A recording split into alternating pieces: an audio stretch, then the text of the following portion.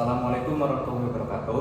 Kami dari kelompok Linux Mint akan membuat simulasi konsep sistem operasi dengan Linux Mint ini, yaitu dengan membuat source code pada VM, kernel, thread, dan sinkronisasi.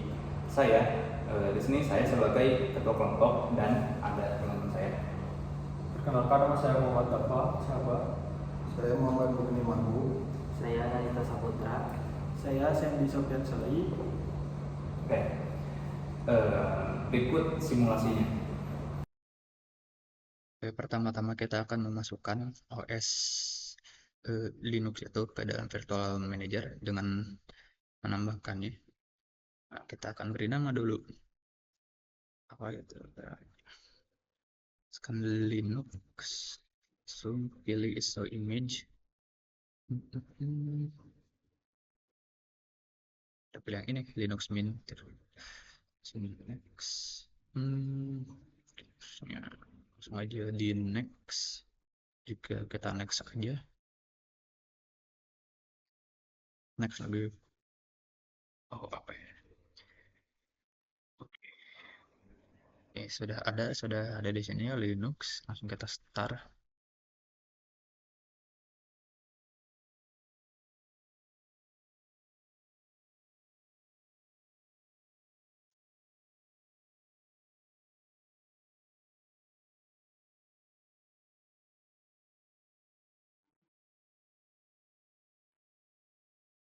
Error.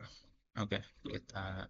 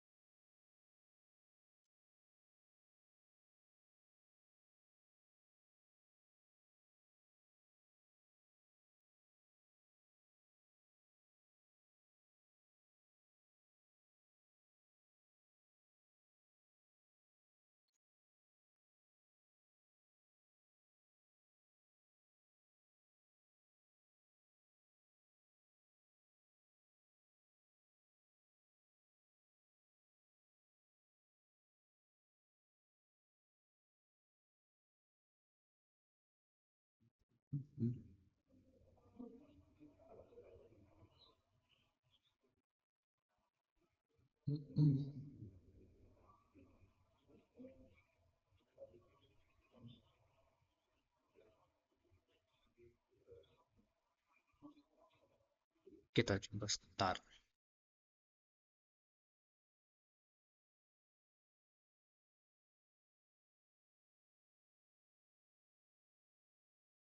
Wah, gagal.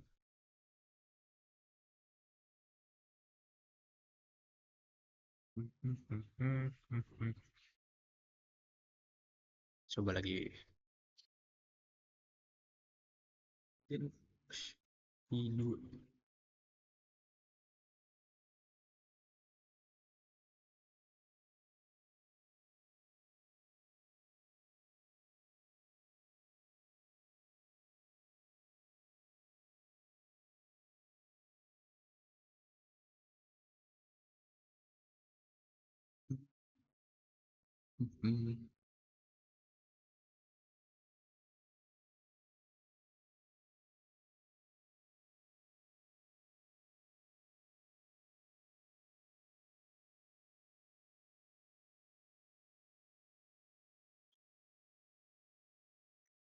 Oke. Kita di enter saja, kita tunggu.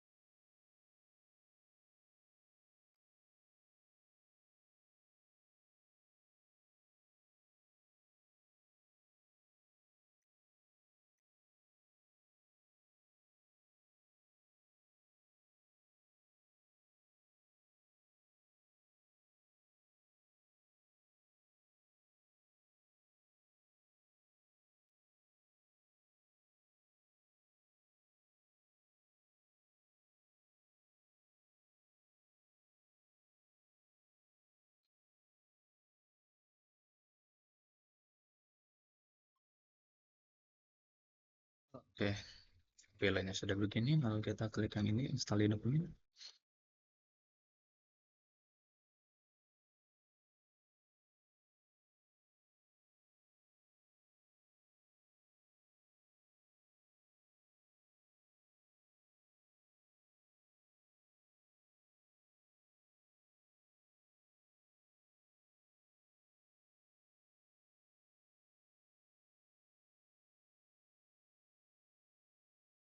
Oke, nah di sini ada bahasa gitu ya. Kita bisa pilih bahasa apa aja gitu yang kita mau dan mau ngerti. Tapi di sini saya akan menggunakan bahasa Inggris karena Inggris bukan bahasa asing.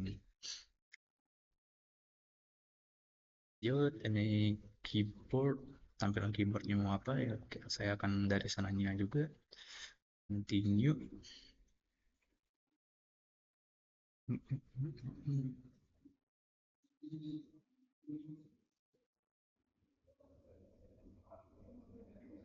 Sama dia kodesnya, continue aja. Gitu.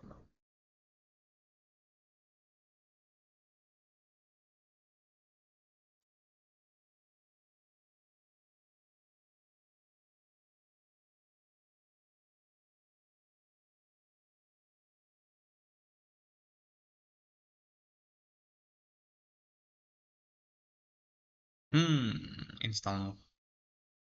Ya, gak perlu diubah kebanyakannya. Aja. Continue. Ini zona waktu kita pakai yang Bandung.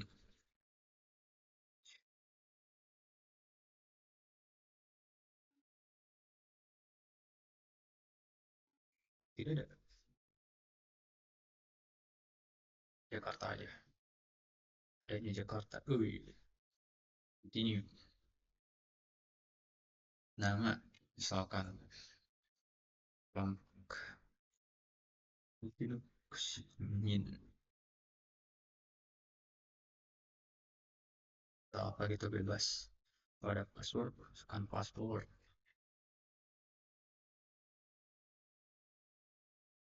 Ada dua pilihan, login automatis kali atau require password pas login. Ya, bebas itu pilihan Anda. Pilih login saja.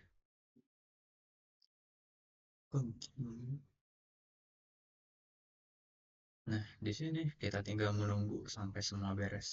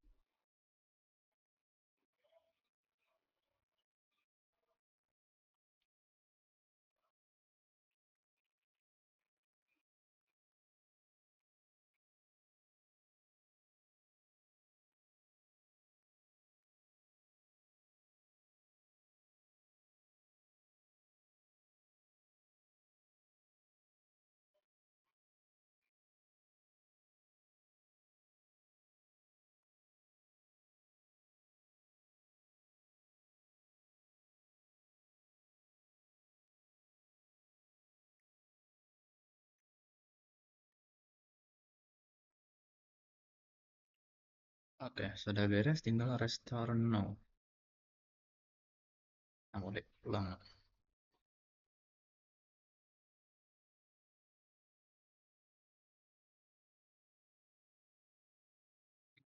Enter.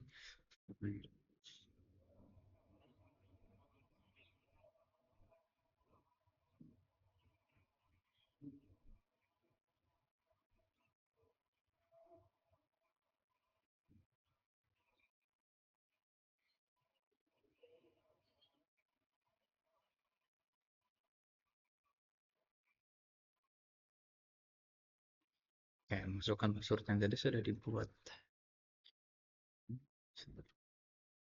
Enter.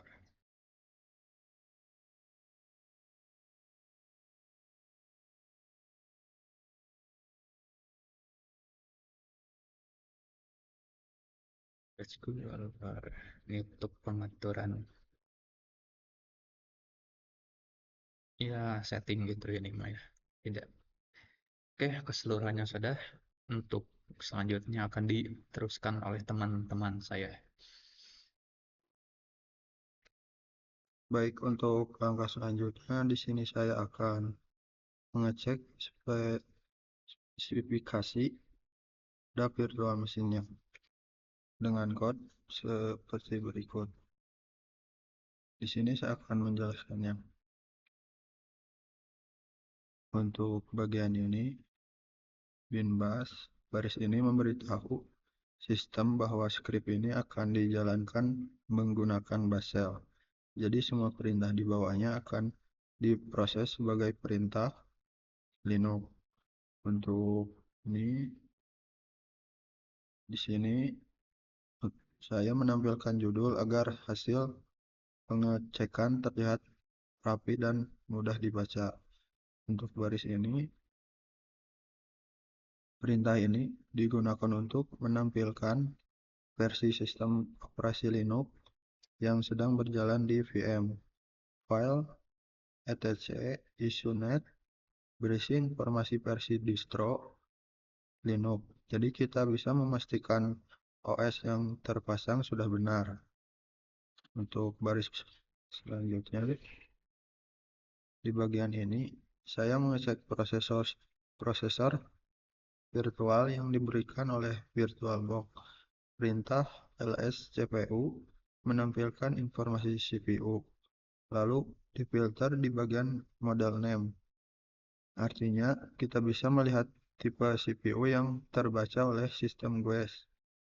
Untuk baris selanjutnya, bagian ini menampilkan total RAM yang diberikan ke virtual machine. Perintah free menampilkan penggunaan memori dalam satuan megabyte. Lalu kita ambil total memori yang tersedia. Dari sini kita bisa tahu apakah RAM di VirtualBox sudah sesuai pengaturan. Dan untuk baris selanjutnya, perintah ini digunakan untuk mengecek apakah perangkat grafis VirtualBox terdeteksi. ls cpi menampilkan daftar perangkat hardware virtual. Lalu kita cari yang mengandung kata pbox dengan baik. Untuk selanjutnya, di sini saya akan langsung memberikan perintah eksekusi dengan kode seperti berikut. V cek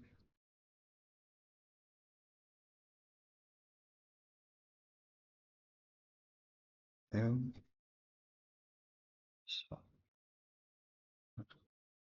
Dari hasil ini kita bisa memastikan apakah CPU, RAM, dan sistem operasi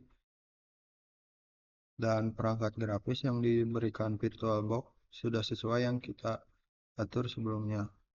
Dapat kita lihat OS versinya Linux Mint 22 Java, CPU model Intel Core 3, dan untuk memorinya 4708 MB.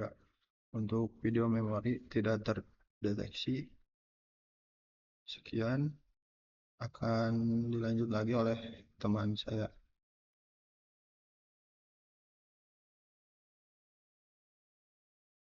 Baik, di sini saya Muhammad Dafa Syaba akan melanjutkan penjelasan dari rekan saya. Itu di sini kita akan menjelaskan mengenai kernel. Nah, pada langkah ini dilakukan pengujian kernel Linux. Di sini kita menggunakan bahasa C, di mana pengujian dilakukan dengan memanggil system call untuk mengambil informasi langsung dari kernel. Nah, langsung saja di sini kita membuat sebuah variabel yang itu bernama buffer dengan tipe struct usename, di mana struktur ini digunakan untuk menyimpan informasi yang akan diisi langsung oleh kernel Linux. Nah, kemudian di sini ada uname and buffer, di mana fungsi uname ini yaitu adalah sistem call yang berfungsi untuk meminta informasi sistem langsung dari kernel. Nah, untuk buffer sendiri ini adalah alamat dari variabel yang nantinya akan dikirimkan agar kernel dapat mengisi data ke dalamnya. Kemudian di sini kita melakukan error uname, yaitu di mana nanti jika penampilan sistem call-nya gagal, program akan menampilkan pesan error dan menghentikan eksekusi. Nah, untuk menampilkan outputnya, di sini kita menggunakan perintah printf. Nah, langsung saja di sini kita akan mengeksekusi programnya dengan mengetikkan titik garis miring test underscore kernel. Nah, di sini muncul outputnya dengan kernel info yang dimana berisi system name yaitu Linux, mother name Mubni VirtualBox, kemudian release versi machine. Nah, ini sesuai dengan perintah yang dijalankan dari printf. Kenapa di sini hanya muncul Linux? Karena kernel hanya menampilkan Linux, sedangkan Linux Mint itu tidak termasuk dari bagian kernel. Mungkin sekian penjelasan dari saya. Selanjutnya akan dijelaskan oleh rekan saya.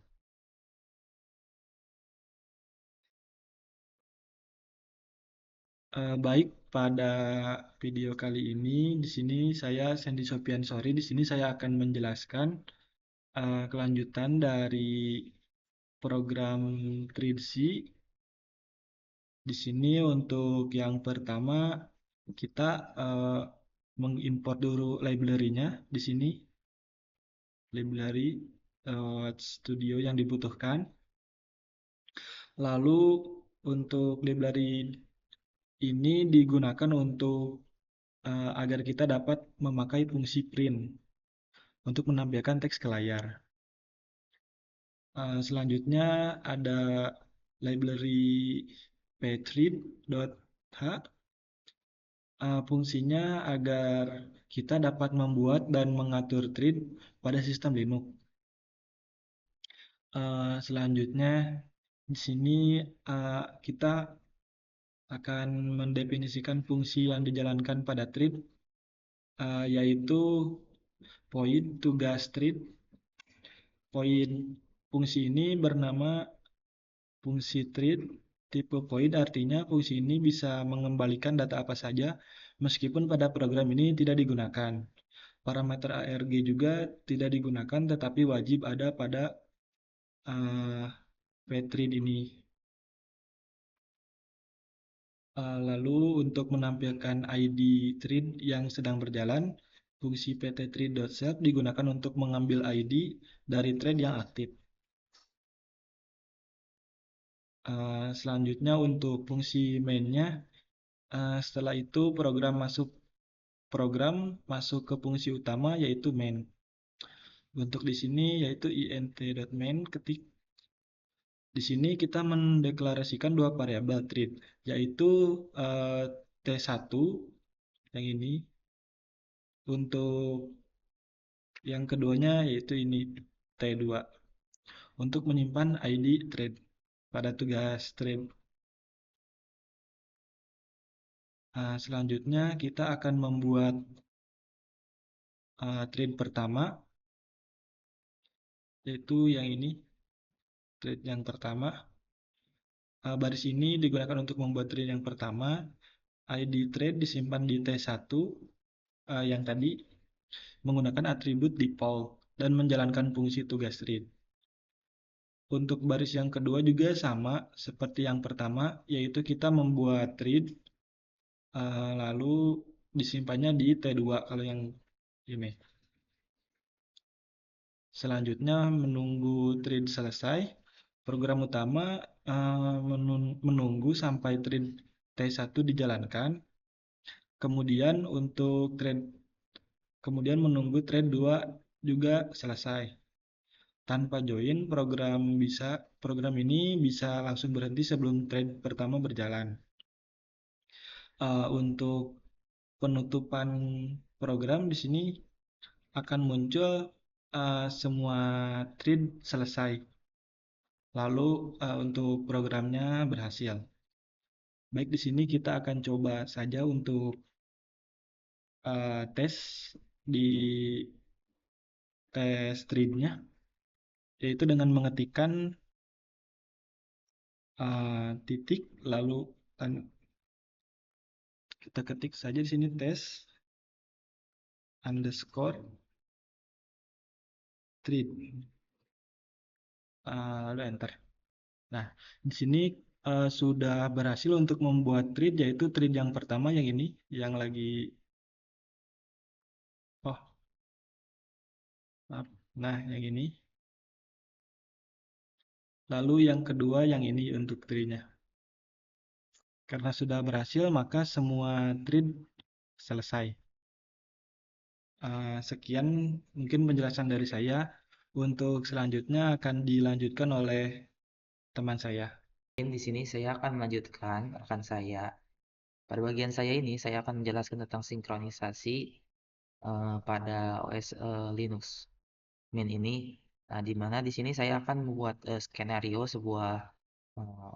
dalam studi kasus sebenarnya seperti sebuah skenario di mana sebuah saldo ketika kita ingin mengambil uang, maka akan terjadi ketika dua orang sekaligus ingin mengambil uang pada saldo yang sama.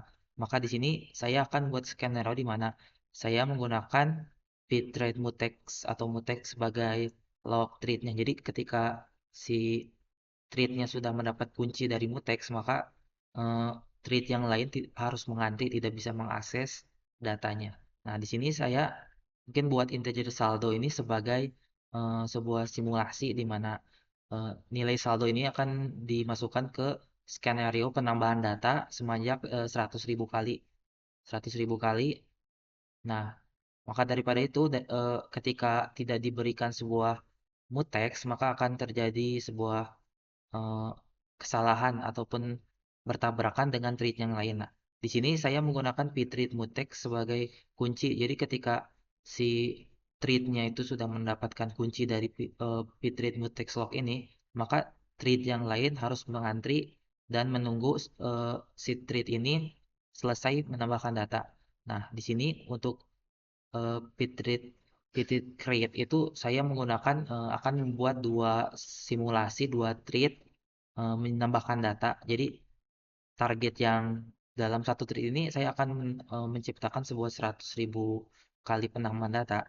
Nah, maka ketika saya menggunakan dua kali thread ini, maka akan menambah menjadi 200.000. Jadi targetnya itu 200.000. Nah, seperti ini mungkin untuk source code-nya. Kita uji coba langsung dalam terminal. Kita run dengan slash dot dan tambahkan nama file basasi ini. Kemudian kita enter, maka akan muncul final saldo 200.000, maka berhasil. Jadi data yang tadi ditambahkan itu tidak bentrok ataupun tidak gagal karena emang telah dikunci oleh pthread mutex ini supaya bergantian. Jadi antara si thread pertama menyelesaikan tugasnya, baru thread kedua menyelesaikan tugasnya. Dan data yang tersebut ditambahkan, maka hasilnya 200.000. Nah, mungkin sekian dari kami. Mohon maaf bila ada kesalahan. Wassalamualaikum warahmatullahi wabarakatuh.